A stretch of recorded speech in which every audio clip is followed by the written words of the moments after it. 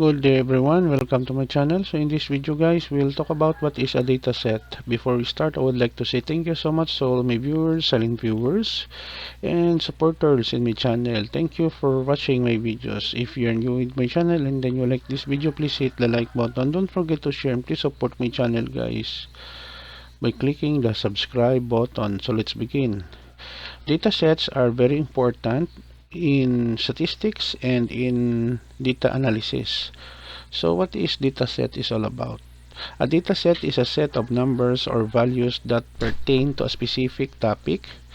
A dataset is, for example, a student's test scores in a certain class.